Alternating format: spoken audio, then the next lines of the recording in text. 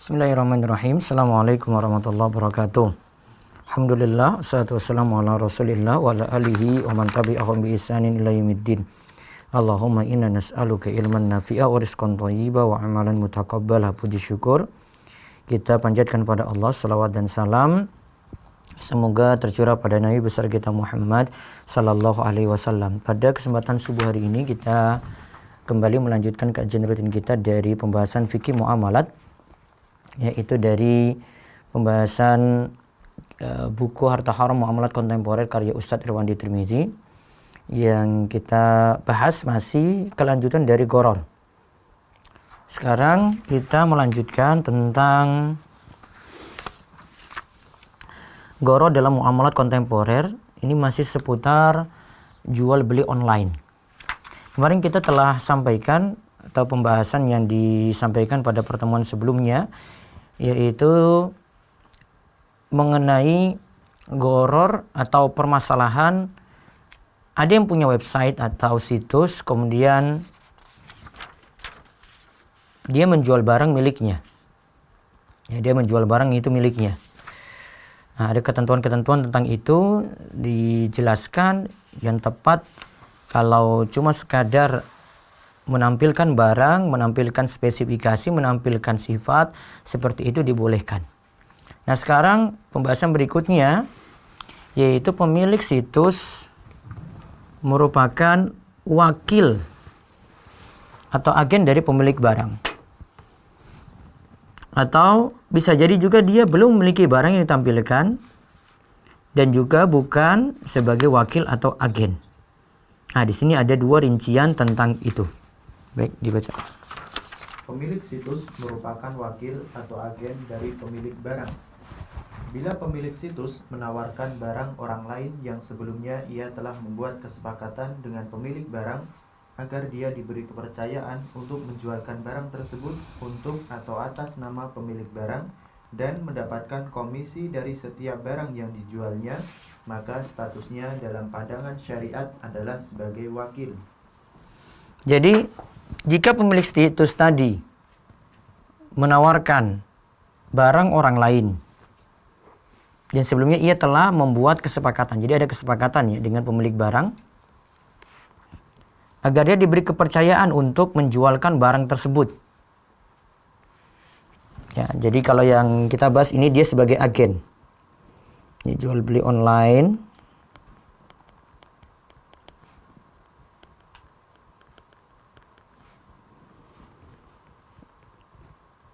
Pemilik situs ini, pemilik web ini ya sebagai agen. Berarti ada kesepakatan ya di situ ya. Berarti ada kesepakatan dengan pemilik barang.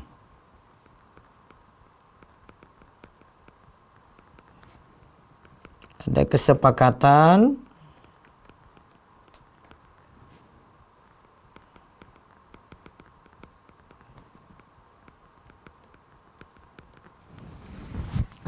dengan pemilik barang agar dia diberi kepercayaan untuk menjualkan barang tersebut atas nama pemilik barang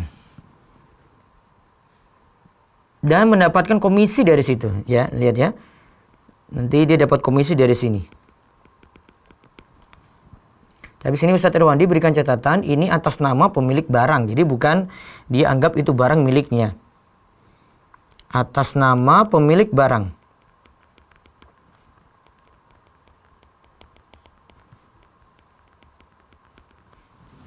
Lantas dia mendapatkan komisi dari situ. Dari setiap barang yang dijualnya. Maka statusnya orang ini, pedagang ini sebagai wakil. Maka dia ketika itu sama dengan wakil. Nah, lanjut. Dan wakil sama statusnya dan hukumnya dengan pemilik barang. Nah, lihat ya. Wakil itu sama statusnya dengan pemilik barang.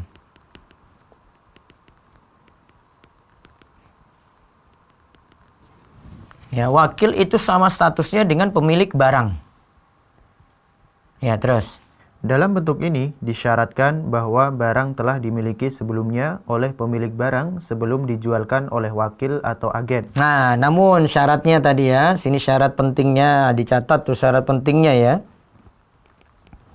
Syarat pentingnya, barang itu telah dimiliki oleh si pemilik barang. Barang telah dimiliki, baru kemudian dijualkan ke agen.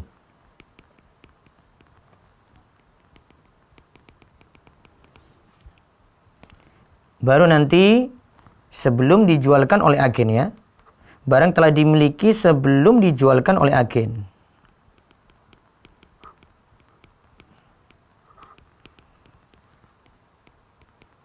Yang biasanya jadi masalah kan, ini yang toko A ini yang punya agen tadi misalnya. Toko A, dia punya stok barang.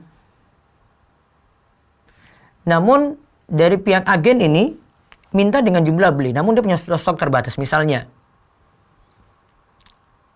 mau beli beras 1 ton. Agen ini dapat konsumen yang mau beli beras 1 ton. Ya. Ternyata stok yang ada di toko A ini, toko A yang punya agen tadi ya, yang di toko A ini cuma saat ini hari ini karena belum nyetok lagi ada cuma 50 kilo. Ya, cuma ada 50 kilo. Nah, biasanya pedagang-pedagang itu ya, dia terima tadi order tadi sudah dibayar. Padahal barang belum dia miliki itu. Baru kemudian dia cari nanti. Nah, ini nanti yang jadi masalah. Ya, dia cari lagi untuk itu. Karena ini nanti yang kemarin kita bahas, ini goror dari sisi barang karena barangnya belum dimiliki. Yang kemarin kan kita jelaskan ada macam-macam goror ya bentuknya ya. Ada situ dari sisi fisik barang, sifat barang, ukuran barang, barang bukan milik penjual, barang yang telah dibeli penjual namun belum diterima, ada barang tidak dapat diserah terimakan. Itu kan belum diserah terimakan. Maka solusinya dia tahan dulu tadi, harusnya sikapnya untuk terima orderan beras tadi 1 ton, dia tidak terima dulu. Dia tahan gini, baik Pak, saya carikan dulu, jangan dulu bayar. Jadi tidak mengikat, jangan terjadi transaksi di sini. Nah, agen ini laporkan kepada toko A, kemudian toko A yang nanti cari beras 1 ton tadi. Ya, dia cari. Nanti kalau dapat, nah baru beritahu lagi. Beritahu lagi kepada konsumen yang mau beli, yang tadi mau beli beras 1 ton. Ini nih, saya sudah dapat ini Pak. Nah, selama tadi dari dia toko A ini beli dari produsen lain misalnya, ya, dia pindahkan ke mobilnya. Nah, sudah pindah ini, sudah pindah. Nah, tinggal mengantarkan tadi ke ya yang konsumen tadi, konsumen dari yang dapat dari agen ya, sudah nggak masalah itu diantar langsung. Gitu caranya. Jadi kuncinya di sini pada barang tadi itu ingat sudah dimiliki. Ya. Ustaz Ridwandi berikan poin penting, syaratnya itu barang telah dimiliki sebelum dijualkan oleh agen. Ya, terus.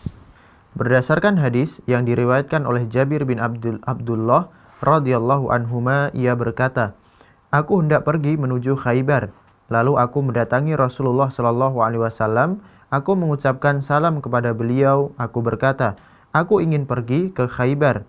Maka Nabi sallallahu alaihi wasallam bersabda, Nabi SAW ketika itu bersabda, "Idza ataita wakili fakhudh minhu 15 wasqan. Fa in ibtagha minka ayatan fadha yadaka ala tarkuwatihi." Bila engkau mendatangi wakilku di Khaybar, ambillah darinya 15 wasaq kurma.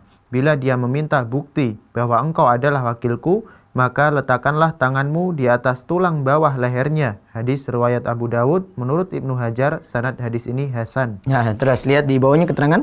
Hadis sangat jelas menyatakan bahwa wakil hukumnya sama dengan pemilik barang. Nah, hadis ini jelas sekali yang tadi kita sebut ya.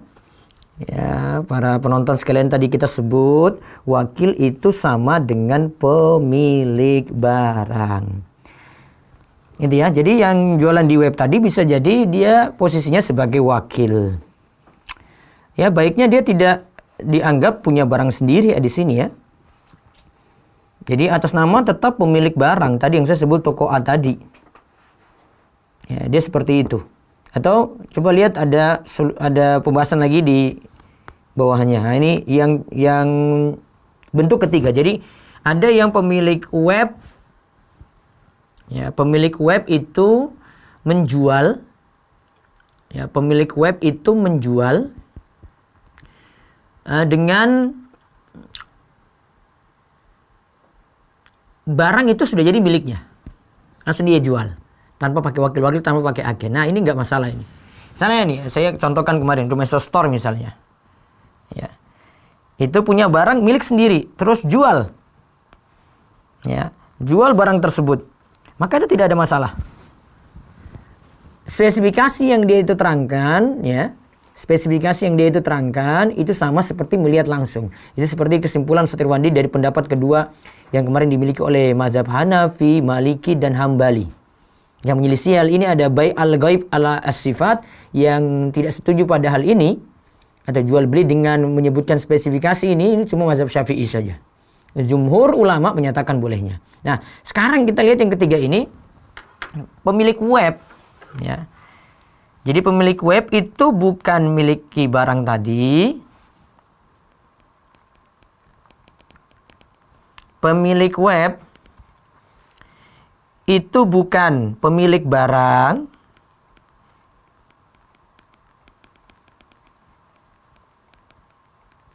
Ya. Jadi dia bukan seperti posisinya seperti toko A tadi. Dan juga dia bukan sebagai agen.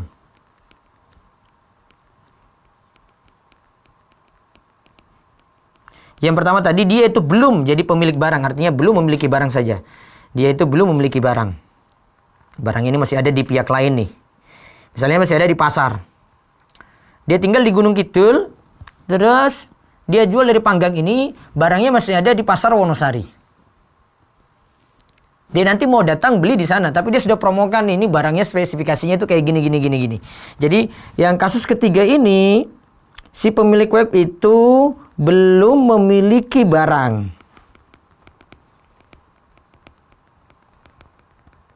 Ya, dia ada di Panggang ya, ini di Kecamatan Panggang. Dia ada di Kecamatan Panggang ini, barangnya masih ada di Wonosari.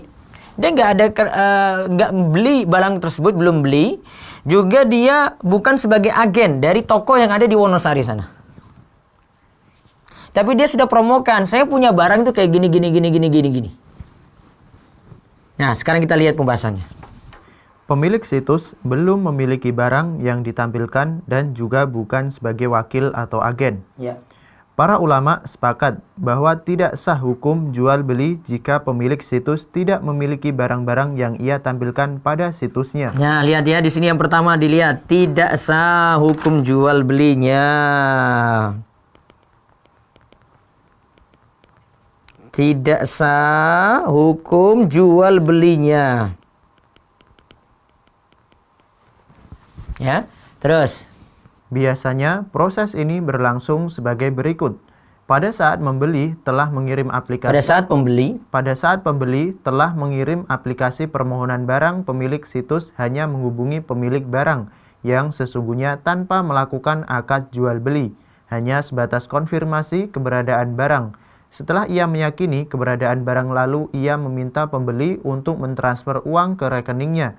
Setelah uang ia terima, barulah ia membeli barang tersebut dan mengirimkannya kepada pembeli. Baik, lihat ya. Jadi dia awalnya tanya-tanya dulu. Ya, tadi ini di Panggang, barang itu ada di Wonosari sana. Dia telepon pada pedagang yang ada di Wonosari. Pak, stoknya ada atau tidak? Jawab, oh ya ada ini. Nah, terus setelah itu dia cuma sebatas konfirmasi. Dia belum beli barang tersebut. Beda kalau dia sudah dapat orderan tadi, ya. Terus dia bilang jangan dulu bayar. Saya cek dulu. Nah, ternyata ada di sana 1 ton beras yang tadi mau dipesan. Nah, terus dia beli langsung. Oh, ada barang ini, ada 1 ton beras ada. Oh, baik, saya beli langsung sekarang ya. Nah, sudah dia beli. Itu beda. Kalau dia sudah beli, Dia beli tunai misalnya, terus langsung dia ngambil barang tersebut, dia bawa mobilnya, ngambil barang tersebut, dan sini nggak masalah. Nah, coba lihat selanjutnya. Akad jual beli ini tidak sah Nah, karena ini tidak sah kalau dia cuma sekedar konfirmasi saja. Dia tidak langsung akad dengan si pemilik barang tadi yang ada di Wonosari. Terus, karena ia menjual barang yang bukan miliknya. Akad ini mengandung unsur gharar, disebabkan pada saat akad berlangsung, penjual belum dapat memastikan apakah barang dapat ia kirimkan kepada pembeli atau tidak. nah lihat ya, tidak sah hukum jual belinya. Ya, tidak sah hukum jual belinya karena ia menjual barang yang bukan miliknya. Ya, tidak sah hukum jual belinya, alasannya ya. Alasannya karena dia itu menjual barang yang bukan miliknya, kan belum dimiliki.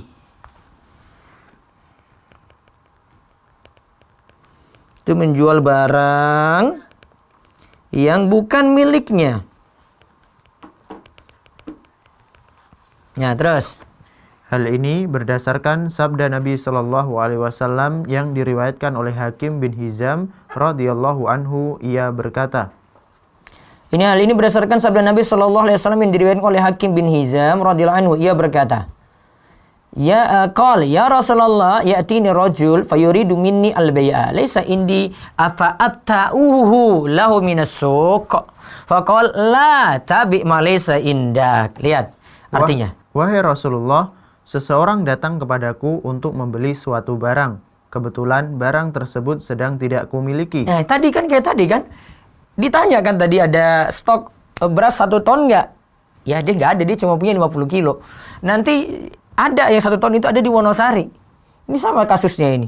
Persis banget dengan yang saya ceritakan tadi. Dan ini terjadi pada Hakim bin Hizam di sini. Seorang datang kepadaku untuk membeli suatu barang. Kebetulan barang tersebut tidak kumiliki. Jadi saat ini tidak dia miliki yang 1 ton tadi. Dia cuma punya 50 kilo. Terus, apakah boleh aku menjualnya kemudian aku membeli barang yang diinginkannya dari pasar? apakah boleh aku itu menjualnya, ya? Padahal belum dipegang ya. Kemudian aku membeli barang yang diinginkan dari pasar. Jadi sudah ada transaksi. Iya Pak, ada nanti. Transfer aja sekarang. Berarti sudah dia anggap milik dia itu yang 1 ton. Padahal belum dia pegang barang tersebut. Terus, Maka Nabi Shallallahu Alaihi Wasallam menjawab, jangan engkau jual barang yang belum engkau miliki. jangan engkau jual barang yang belum engkau miliki.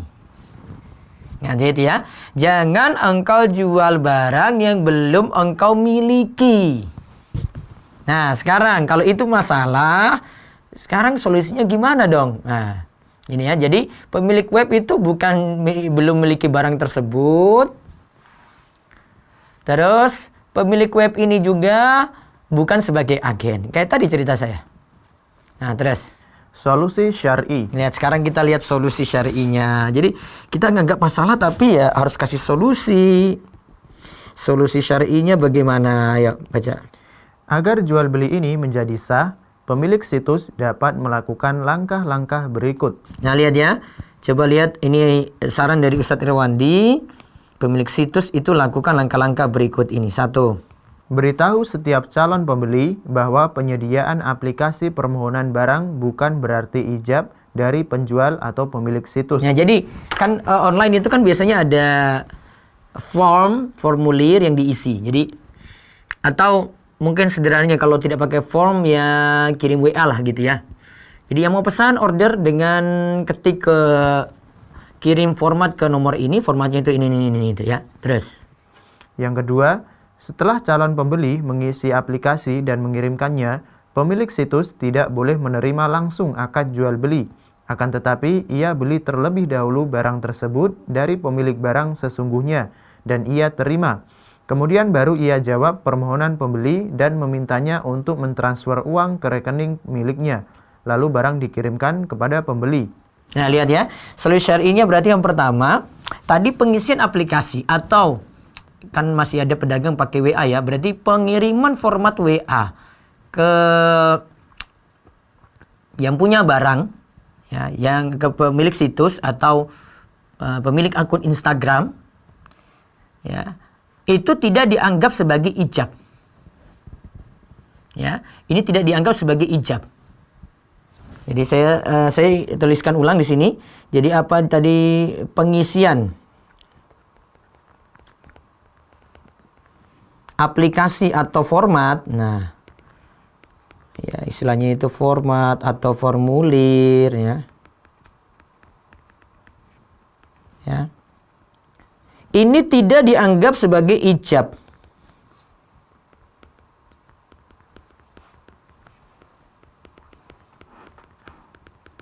Ingat ya, ini tidak dianggap sebagai ijab. Ada ijab, ada qabul ya. Jadi ijab itu maksudnya dia pesan, tidak dianggap. Itu cuma ya beritahu setiap yang ngisi itu cuma permohonan saja berarti. Berarti kita anggap ini cuma permohonan. Karena kan dia nggak memiliki barang. Terus yang kedua, setelah calon pembeli itu mengisi aplikasi tadi yang kita sebut permohonan, pemilik situs tidak boleh menerima langsung akad jual beli. Nah, lihat ya, pemilik situs tidak boleh menerima langsung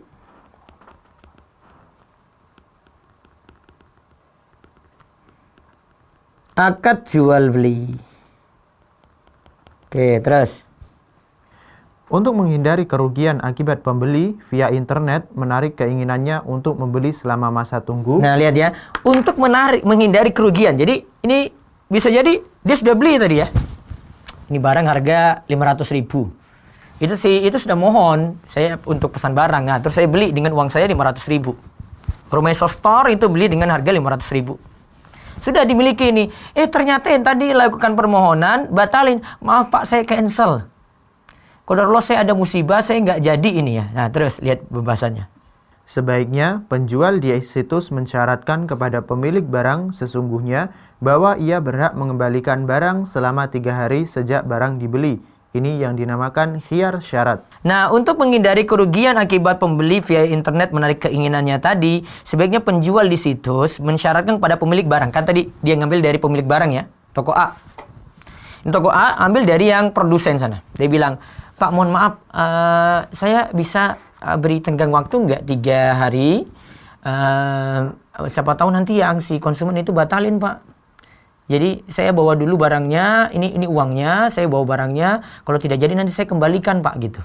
Jadi itu namanya hak khiyar. Dia kasih di sini khiyar syarat. Maka solusinya itu ada khiyar syarat berarti ya. Solusinya yang ketiga itu ada khiyar syarat. Khiyar syarat ini dibuat oleh pemilik situs. Ya syarat itu memutuskan mau lanjut atau tidak. Namun dia kasih syarat ya. Misalnya kata Ustadz Irwandi 3 hari. Dibuat oleh pemilik situs, dia ajukan kepada pemilik barang.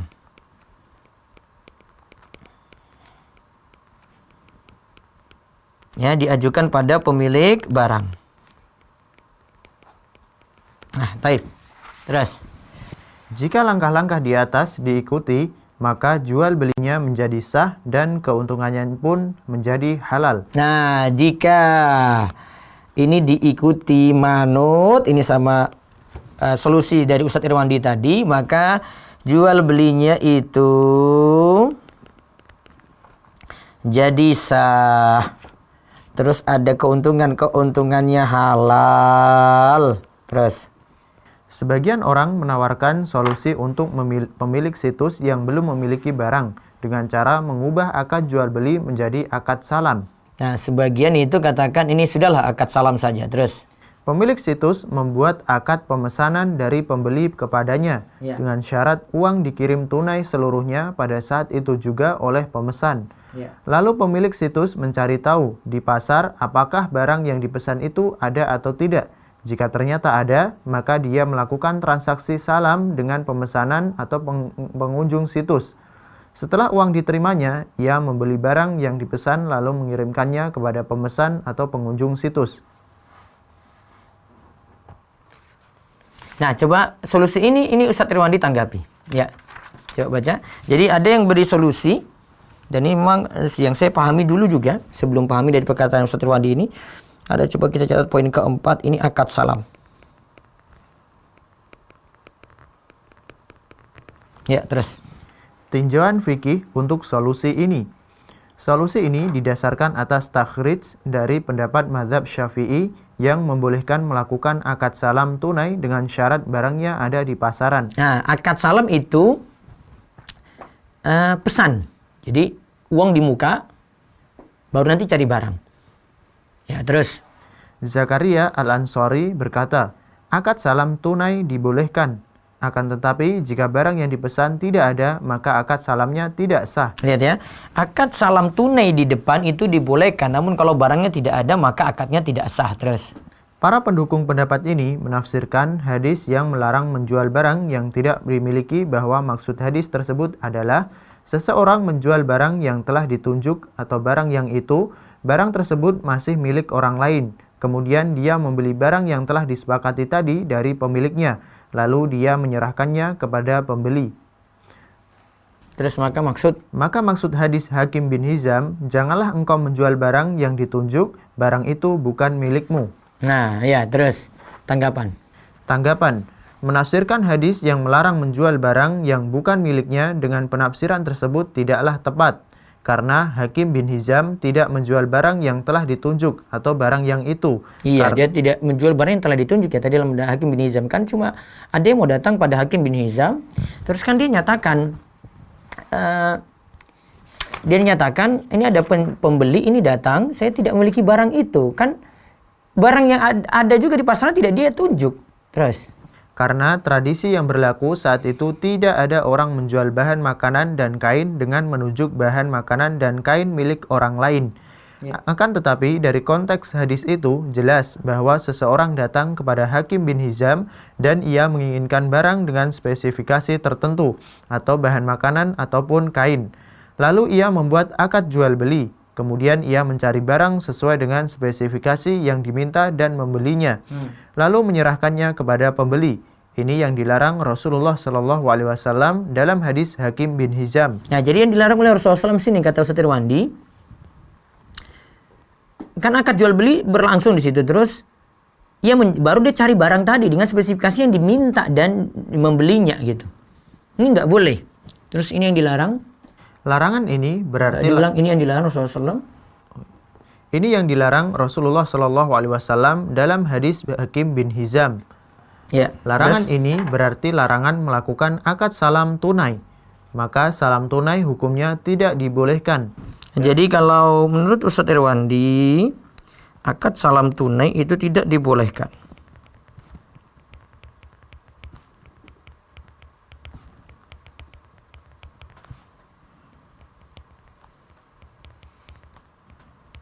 Ya, terus.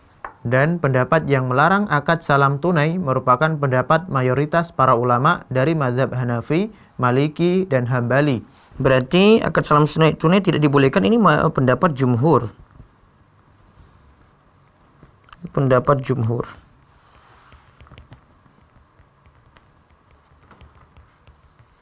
Ya, terus. Dan menurut mazhab Hambali, bahwa jarak waktu antara akad salam dan penyerahan barang haruslah dalam waktu yang diperkirakan harganya berbeda. Karena maksud atau tujuan dari akad salam... Maka jika akad salam dilangsungkan dalam waktu yang... Dan menurut mazhab Hambali, bahwa jarak waktu antara akad salam dan penyerahan barang haruslah dalam waktu yang diperkirakan harganya berbeda. Ya, terus? Karena maksud atau tujuan? Karena maksud atau tujuan dari akad salam, pembeli mendapat harga yang lebih murah. Iya ya. Tujuan dari akad salam itu supaya dapat lebih murah. Jadi bayar di muka, dapat harga lebih murah. Namun kan yang terjadi kalau jual beli online, bayar di muka, ya tetap sama saja. Dia mau bayar sekarang ini, bayar sekarang dapat langsung, ya sama, cuma beda mungkin ongkir nanti ada, ya. Kalau yang jual online, dengan mau beli sekarang, nanti barangnya dicari, tetap harganya sama. Kalau jual beli salam di situ, kata Ustaz Irwandi di sini, akad salam itu maksudnya untuk dapat harga murah. Ya, jadi akad salam di masa silam itu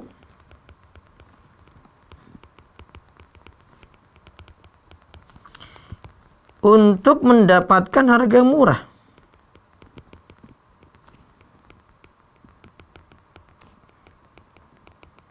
Gitu. Terus di mana ia telah menyerahkan uang tunai di muka dan barang akan diterimanya kemudian hari. Nah, keuntungannya kasih uang tunai di muka kan pingin harga lebih murah. Ini saya kasih uang di muka semuanya ini ya. Ini harga 2 juta. Nah, saya kasih 2 juta duluan nih. Ya, saya minta barangnya harus di 1 bulan ke depan. Ya, terus.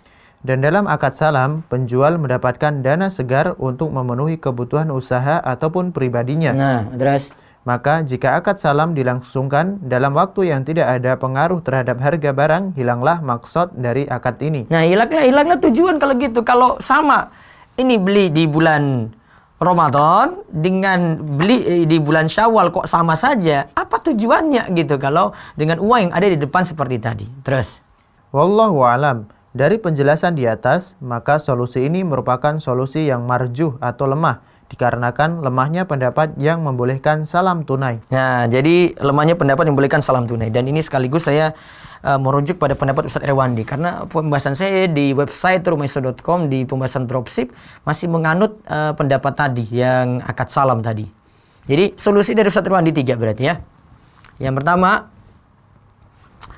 kita uraikan dulu dari cerita awalnya ya. Pemilik situs punya barang dia jual. Nah, itu lebih aman itu. Yang kedua, pemilik situs jadi wakil atau agen. Itu juga aman. Yang ketiga, pemilik situs tidak memiliki barang, tidak juga sebagai agen. Maka jika ada formulir yang diisi, itu cuma sebatas permohonan.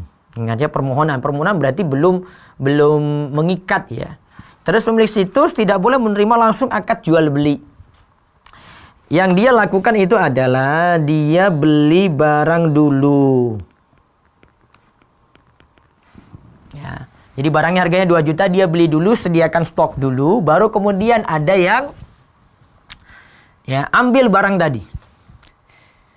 Terus dia miliki, nah baru dia jual barang tersebut. Maka hadis Hakim bin Hizam tadi nanti nggak kena. Yang ketiga, dia kasih solusi lagi.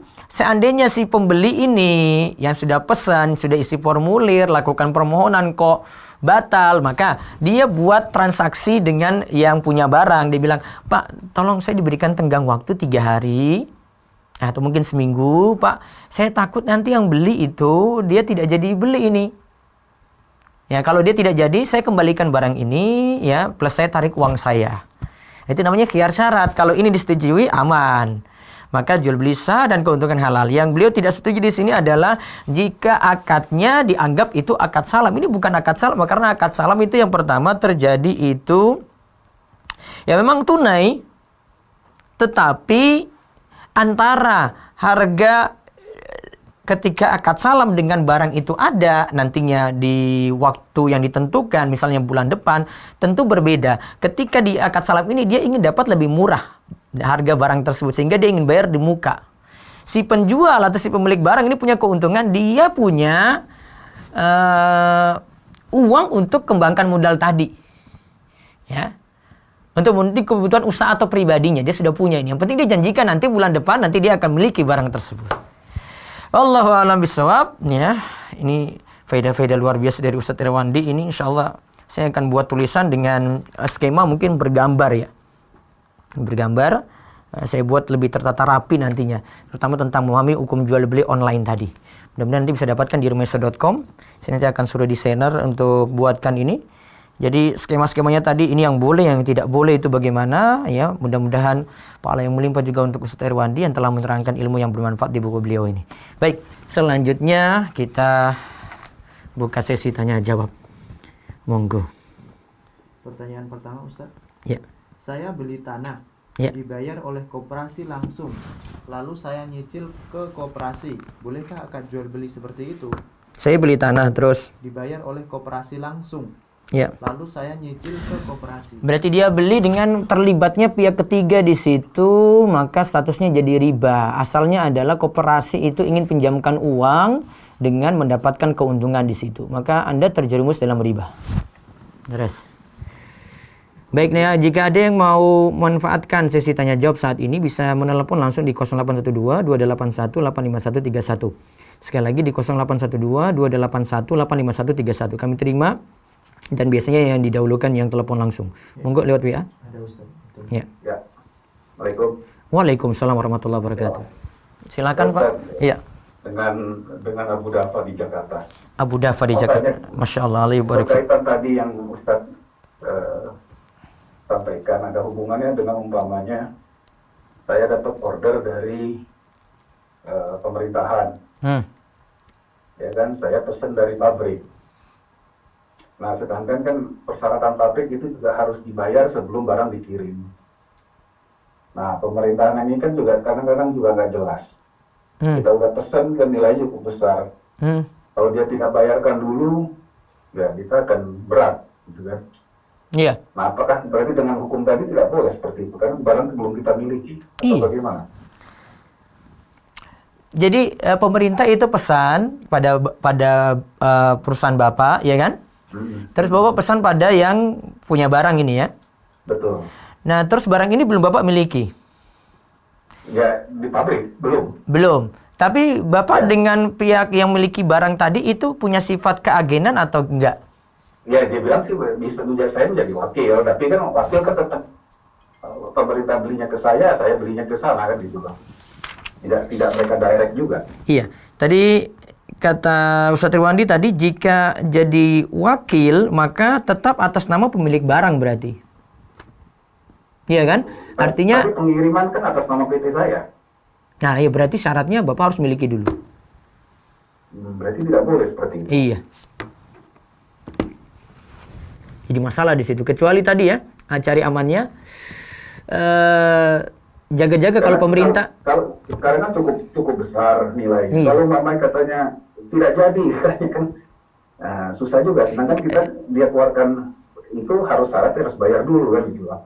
Nggak bisa ada syarat ini tadi yang saya sebut, Ustadz Irwandi sebut khiar syarat gitu, nggak ada. Jadi misalnya si pemerintah nggak jadi, terus ini maaf ini nggak jadi kita kembalikan gitu. Nanti kita tarik uang kita lagi, barang kita kembalikan. Nggak bisa seperti itu. Nggak bisa, karena jumlahnya besar. Mereka kan juga karena pabrik punya produksi, mereka sudah plot kan ini untuk sini.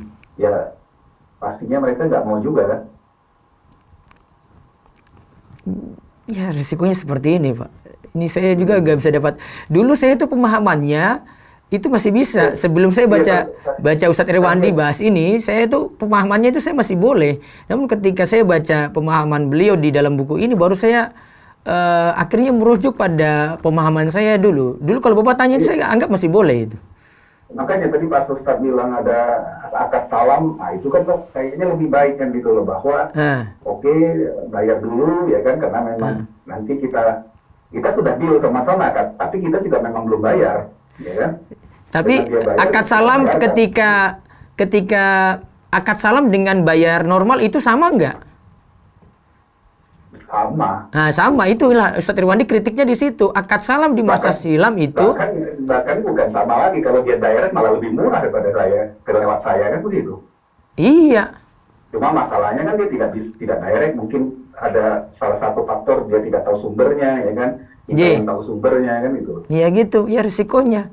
Malah kalau langsung mereka lebih murah, bukan lebih ini kan? Iya. Gitu ya saja. Iya. Jadi akad salam Ustadz Irwandi aja nggak setuju, ya kan? Nah, sama dengan Bapak tadi sebut juga, Bapak kena hadis Hakim bin Hizam yang masalah tadi. Saya sudah putar videonya Ustadz Irwandi, saya ulang-ulang juga, saya pahami. Iya ya, betul juga ya. Dan saya baca buku beliau di sini sama dengan penjelasan beliau di video gitu.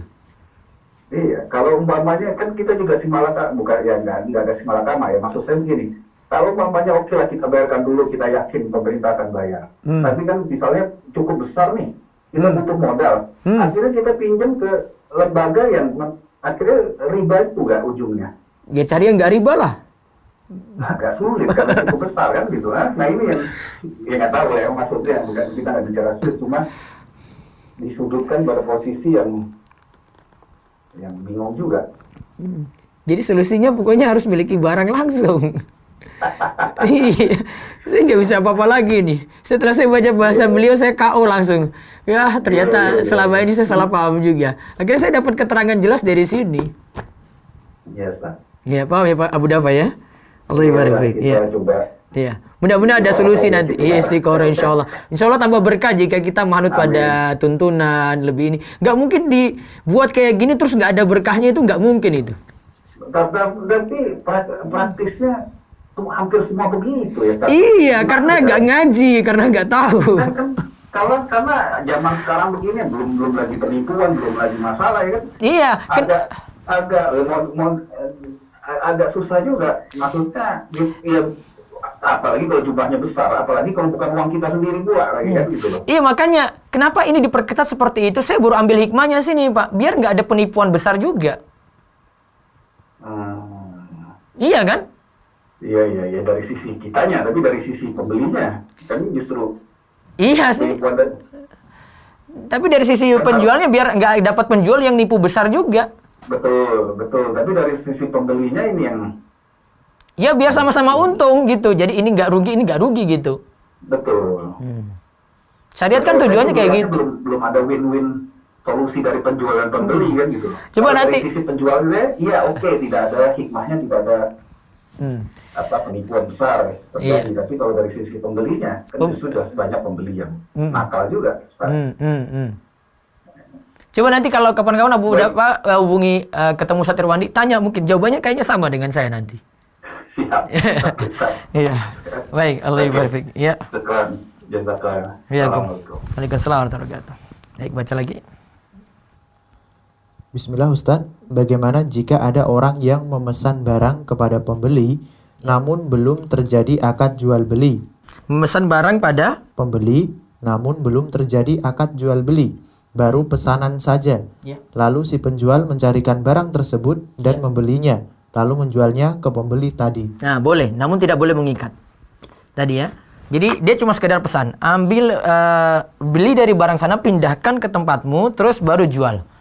Nanti kalau sudah ada barang baru dia telepon, Pak, ini tadi pesanan tadi sudah sampun siap, sudah siap. Ya silakan uangnya dikirim, niki nomor rekeningnya gitu misalnya. Nah langsung dia transfer, nah baru barang dikirim, barang sudah dimiliki. Seperti itu. Terus. Ya, assalamualaikum. Assalamualaikum. Waalaikumsalam. Ya, dengan siapa di mana ini? Dengan Abu Al-Fatih. Abu Al-Fatih. Ya, di mana ini Pak? Jakarta. Taib. Silakan, ada yang mau ditanyakan?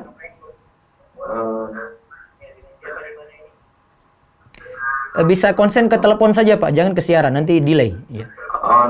Ya. Ustaz. Ya, langsung ya.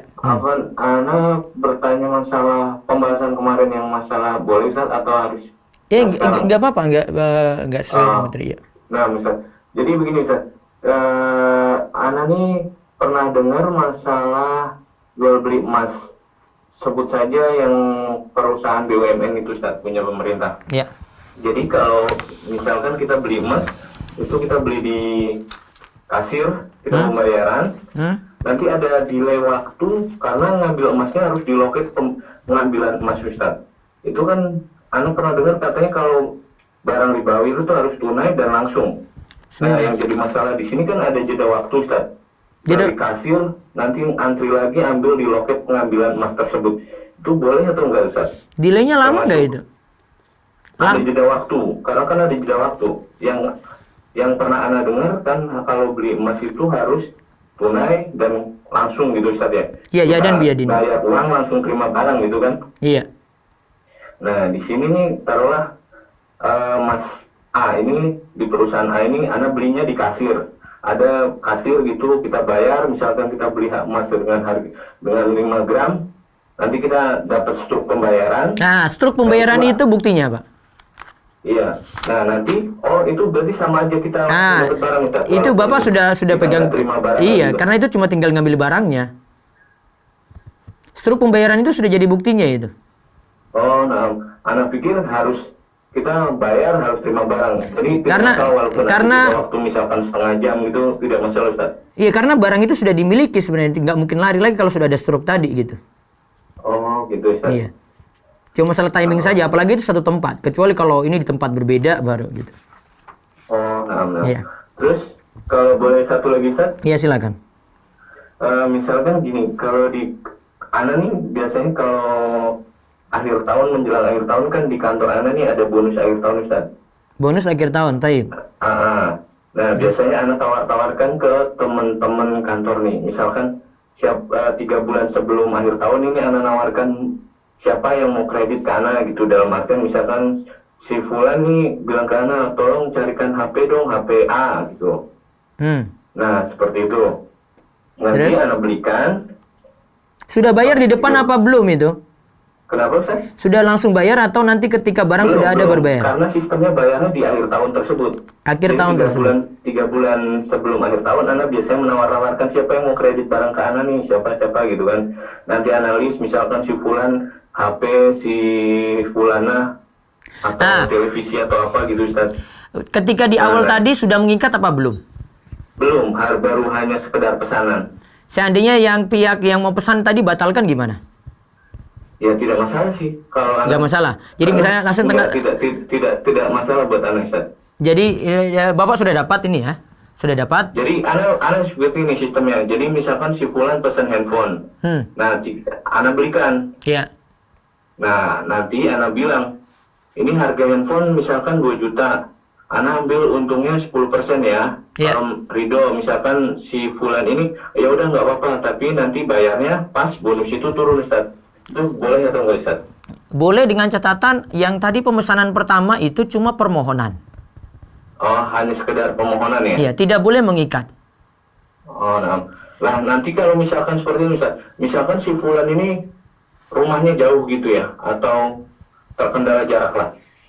Nah, kalau Ana hanya misalkan gini, oke, antum mau apa handphone misalnya handphone A harganya 2 juta, kalau Ana kasih uangnya itu sama aja Ana pinjamkan uang ya Ustaz ya? Iya. Bukan akad jual beli barang berarti ya? Iya. Harus dari Ana ya berarti barangnya. Misalkan Iya. Ana beli, udah Ana dapat, Ana kasih ke si pemesan tersebut. Iya. Seperti itu Ustaz? Iya. Tapi ada satu masalah di sini. Itu kan pesan, bayarnya dengan cara apa? Cash? Kredit. Ya, asalkan yang pertama tadi cuma pemesanan saja sih. Kenapa nggak langsung cash saja? Karena ini sistemnya gini Ustaz.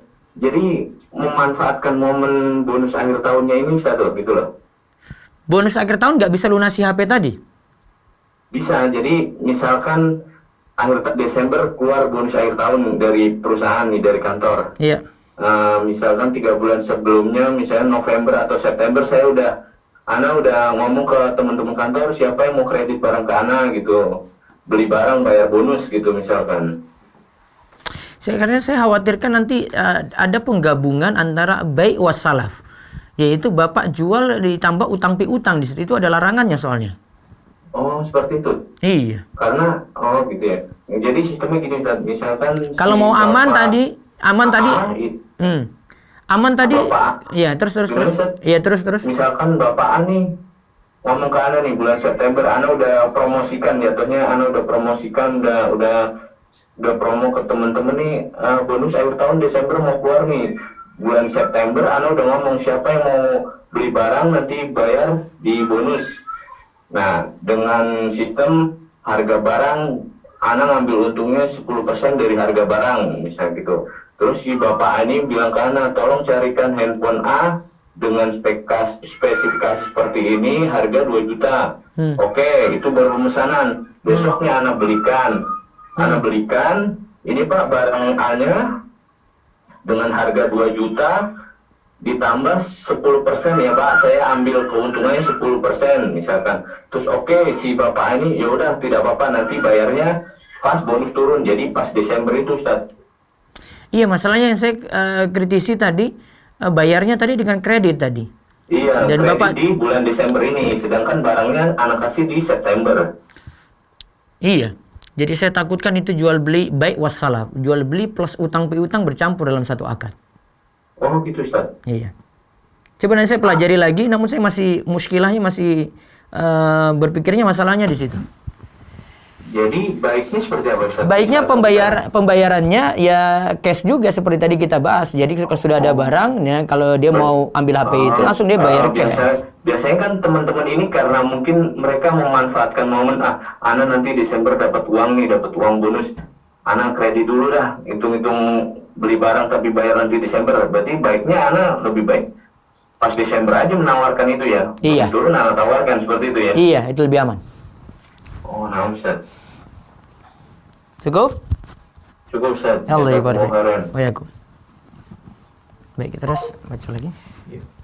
Bismillah Ustaz, jika menggunakan mobil kantor untuk Ya. acara keluarga, Ya. tetapi bensinnya beli sendiri, Nggak boleh. termasuk gulul. Nggak boleh, itu mobil khianat, mobil gulul. Nggak boleh. Terus? Suami saya bekerja pada perusahaan pariwisata.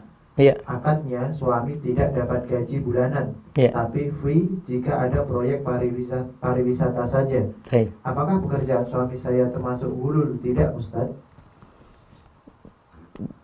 Dapat fee saja, terus Tidak dapat gaji bulanan.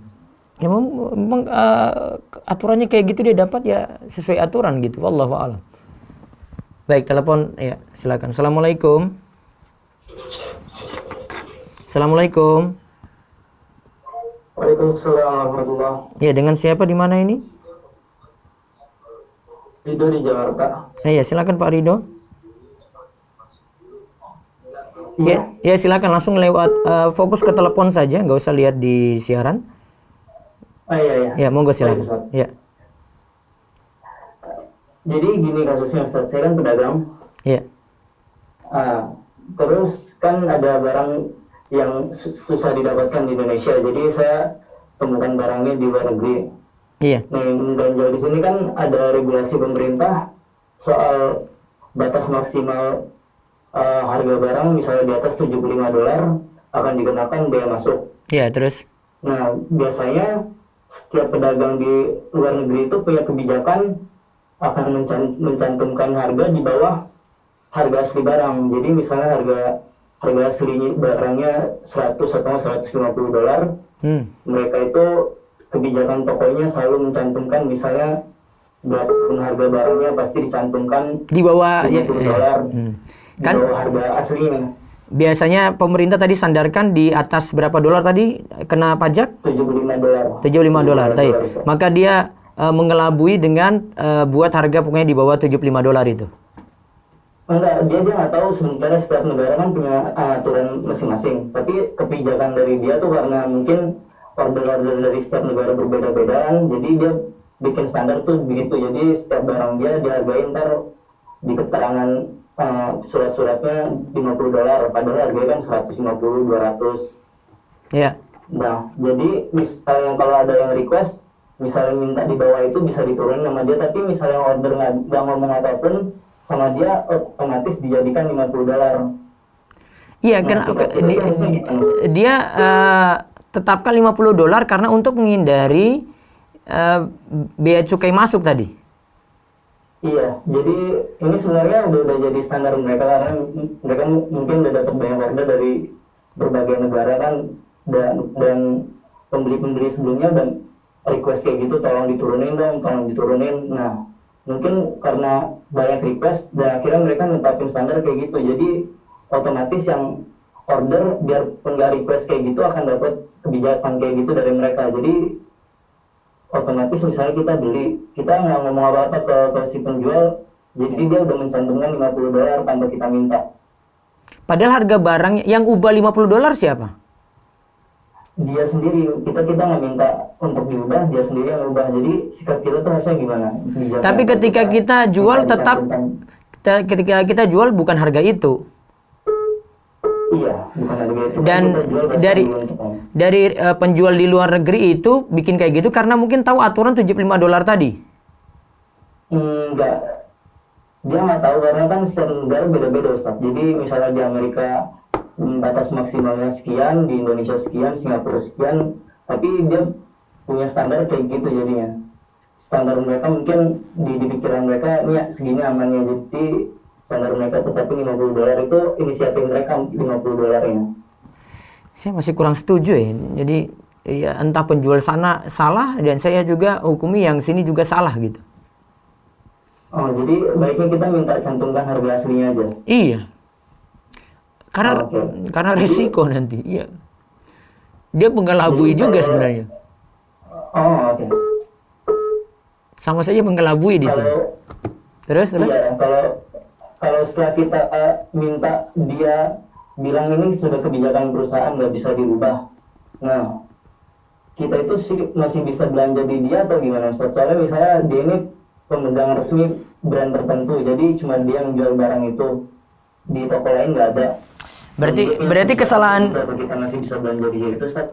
Berarti kesalahan dia dong, dia yang melakukan kesalahan menjual tadi. Wallahu a'lam, masih bisa berarti. Kalau dia tetap maksa walaupun kita udah minta tolong dicantumkan harga aslinya tapi dia maksa, nggak bisa, ini udah kebijakan kita. Ya sudah kalau begitu. Dengan terpaksa beli di situ. Oke. Nah kalau si penjual ini setuju, oke saya bisa cantumkan harga aslinya. Iya, terus Kita sendiri bijaknya melapor ke pihak cukai atau kita tinggal diam tunggu laporan dari cukainya? Soalnya kan pajak Tunggu kan laporan sudah dari mereka saja. diharamkan. Tunggu- Tergantung di situ, Ustaz. tunggu laporan dari mereka saja. Nggak usah rajin-rajin banget gitu lapor-lapor. Oh, soalnya misalnya kita lapor biasanya bakal memperlancar prosesnya. Jadi sebelum masuk kan dia ada proses. Ya sudah kalau gitu lapor aja kali. langsung. Ya sudah kalau gitu lapor aja. Saya kira dia lupa begitu. Kalau lupa ya syukur, kalau gitu alhamdulillah. Oh. Namun Jadi, kalau baiknya kita diam aja misalnya harga yang dicantumkan sudah harga asli. ya terus Gimana, Ustaz? akhirnya lewat biaya cukai, ya sudah kalau kena ya kena gitu. Oh, oke. Iya. Jadi kita nggak perlu lapor lagi ke dia. Ya kalau memang dia periksa dan sudah kena ya sudah kena. Oh. Oh, Cukup? oh cukup Ustaz. Ya, Allah ibarik fiik. Ya, waalaikum. Terus Bismillah Ustaz, bagaimana jika ada orang yang memesan barang kepada pembeli, ya. namun belum terjadi akad jual beli, baru pesanan saja. Lalu si penjual mencarikan barang tersebut dan membelinya, lalu menjualnya ke pembeli tadi Ustaz. Lalu menjualnya, ya setelah barang dimiliki dulu, tadi itu tidak mengikat, sudah dimiliki baru telepon lagi. Ini barang sudah ada Pak, silakan kalau mau beli.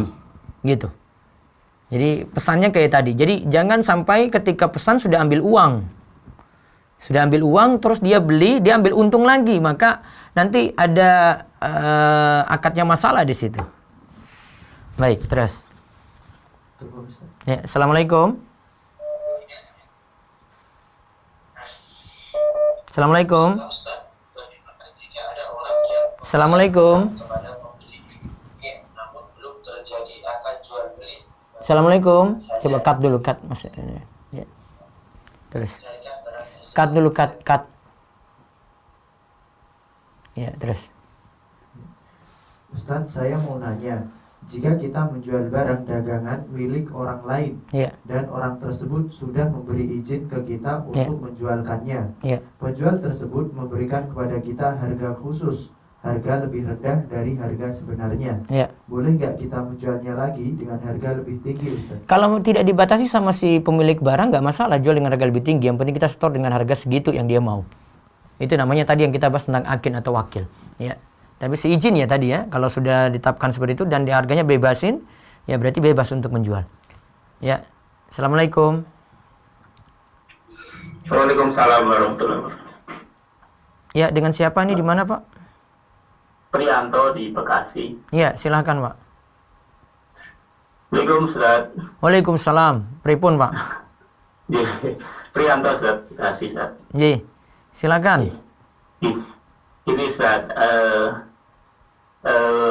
masalah importer ya Ustaz ya. Ji. Kalau importer itu kan rata-rata memang belum ada barang ya. Jadi mungkin hanya sampel-sampel saja gitu loh untuk ditawarkan ke customer ya Ustaz ya. Ya. Tapi sebelum kita order ke pemilik barang itu kita sudah melakukan transaksi Ustaz. Karena kan memang ini importer kan rata-rata di luar negeri barang ini. Dan sebelum saya pesan ke luar negeri otomatis sudah banyak pesanan gitu Ustaz. Iya. Itu gimana transaksinya? Dan itu udah transaksi harga itu Ustaz. Sebelum saya pesan, tapi memang ini sudah kebiasaan rutin. Kebiasaan rutin itu sebelum ada orang pesan pun sebenarnya sudah mendatangkan barang itu Ustaz. Barangnya sudah ada atau belum? Atau masih di sana, nanti tinggal tunggu masuk dan orang bayar di muka? Bayarnya hanya DP Ustaz, untuk antisipasi biar tidak membatalkan lah bahasanya, untuk DP saja. Misalkan kita harganya berapa dolar, DP-nya cuma sekian dolar itu Ustaz, untuk itu antisipasi biar tidak ada pembatalan lah. Ya, masih masalah itu ya Pak. Sampai Masih barang masalah, iya. ya. Kalau saya lihat pembahasan Ustaz Irwandi ya kaku kayak begini, memang saya nggak bisa cari solusi lain lagi itu. Karena kan nggak mungkin kita pesan di luar negeri terus belum ada DP dan belum ada ikatan apapun, kan juga nggak mungkin juga gitu. Ya kalau Bapak beli langsung gimana? Gimana? Kalau Bapak borong langsung barang-barangnya nanti baru jual ke Indonesia gitu? Sebagian sudah ada Ustaz, tapi kan ada yang sebagian barang yang tidak umum dipakai gitu Ustaz. Bahasanya harus produksi dulu di sana. Ya, tunggu barang itu ada dulu Bapak beli baru nanti dijual, dipasarkan ke Indonesia. Kalau ada yang mau pesan cuma ini aja sekadar tadi disebut cuma permintaan saja. Ya. Cuma permintaan namun nggak mengikat, iya. Permohonan saja. Bisa membatalkan sewaktu-waktu. Iya, sewaktu-waktu. Tapi barang itu harus kita sudah pegang dulu, baru nanti akhirnya mereka bayar utuh. Iya, tapi jadi keamanan sayanya kan nggak ada strateginya ya. Iya, solusi dari Ustaz Irwandi cuma kasih khiar syarat saja itu. Agak risiko memang. Dari Jadi sisi DP itu nggak boleh juga Ustaz ya. Tetap ini bukan bayar. bukan masalah pembayarannya Tapi ini. hanya DP semacam untuk mengikat apa ya, biar nggak ada pembatalan gitu aja sih Ustaz. Bukan masalah pembayaran ini, Pak. Namun masalah intinya itu pada barang tadi. Oh iya. Walaupun masih diproduksi ya.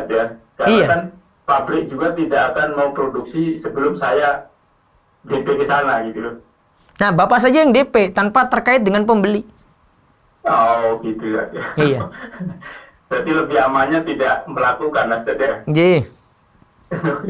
Karena kan memang barang-barang yang saya impor ini kan barang-barang mungkin agak jarang dipakai dan sangat-sangat jarang lah dipakai. Hanya beberapa perusahaan yang pakai itu. Jadi kalaupun satu orang ini membatalkan, kemungkinan laku ini sangat sedikit lah.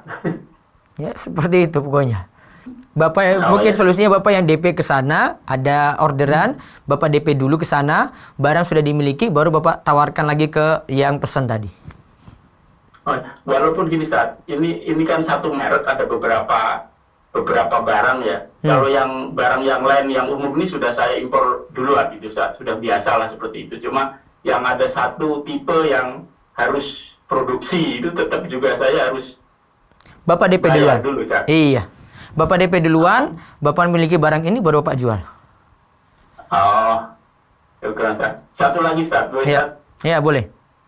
Ya, ini Ustaz, perusahaan kami itu kan menyediakan alat-alat teknik dan alat berat ya Ustaz ya. Ji. Kebiasaan customer kita itu kan karena mungkin sudah kerjasama lama sekali, jadi dia nggak tanya harga dulu, dia langsung tulis pesan, minta disiapkan, dan saya belum ada transaksi harga ini, tapi sudah pesan di list berapa item gitu, terus saya suruh nyiapkan barang-barang itu, dan nanti setelah barang itu siap, baru saya ada transaksi harga gitu. Gimana Ustaz? Jadi barangnya sudah ready dulu baru Bapak transaksi. Ya, karena sudah dipesan, karena sudah terbiasa pesan barang ke kami, terus sudah kami sediakan, baru customer kita itu ambil gitu, dan baru itu ada transaksi harga nantinya. Baru saya kasih invoice itu, baru setelah barang saya beli gitu. Pas awal itu cuma permohonan saja kan, berarti belum mengikat. Artinya kalau dia batalkan nggak apa-apa. Ya. Nah, boleh berarti. Jadi hampir jarang batal sih. Pesan sih, Ustaz. Pesan tapi tanpa harga gitu, Ustaz. Iya, kalau boleh. kita disiapkan untuk alat-alat ini seperti itulah. Dan nanti kita siapkan alat itu setelah.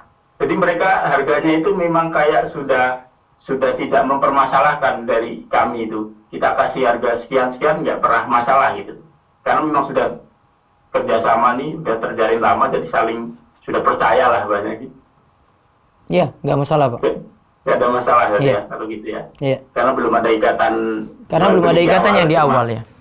Pesan cuma tanpa harga gitu loh. Iya. Masih boleh saat itu ya? Iya masih boleh yang terakhir itu. Oh ya. Oke, syukron. Iya Pak. Khairan. Ya. Iya Kum. Assalamualaikum warahmatullahi wabarakatuh. Waalaikumsalam warahmatullahi wabarakatuh. Baca lewat WA lagi terakhir. Status jual beli lebih ke wakil dalam menjualkan karena pemilik Iya. jika ingin menjualkan kembali produk milik orang lain dengan harga yang lebih mahal dan memposting foto barang dagangan di sosial media dengan Diulang. jika kita ingin menjualkan kembali produk milik orang lain dengan harga yang lebih mahal dan memposting foto barang dagangan di sosial media dengan mengambil foto pemilik produk. Iya. Apakah seperti ini hukumnya diperbolehkan dengan catatan sudah meminta izin pemilik barang dagangan dan dibolehkan? Harus itu jadi wakil, punya ikatan kerjasama itu jelas, dan nyatakan itu yang memiliki barang itu orang lain. Maka nanti dia jadi wakil, dia jualkan barang itu. Misalnya jadi agen itu kan, kalau di Instagram dia bisa nulis di bagian bio-nya itu kan dia tulis ini agen untuk produk ini. Saya itu jadi agen untuk produk A begitu. Maka kalau dia nyatakan seperti itu tidak masalah. Terus. Afwan bertanya di luar tema Ustadz. Saya seorang yang masih single dan saya ingin memperhias diri untuk calon saya nanti. Bolehkah saya meluruskan rambut dengan tujuan untuk calon suami saya nanti Ustadz? Asalnya hukumnya masih boleh. Satu lagi. Bagaimana jika ada orang yang memesan barang kepada pembeli, namun belum terjadi akad jual beli, baru pesanan saja? Diulang. Bagaimana jika ada orang yang memesan barang kepada pembeli, namun belum terjadi akad jual beli, baru pesanan saja? Kok pada pembeli bukan penjual itu ya? Lalu si penjual mencarikan barang tersebut dan membelinya dan menjualkannya ke pembeli tadi Ustaz. Boleh asalkan barang sudah dia miliki dulu, pindah ke tangan dia, baru dia boleh jual lagi. Seperti syarat tadi. Baik, cukup.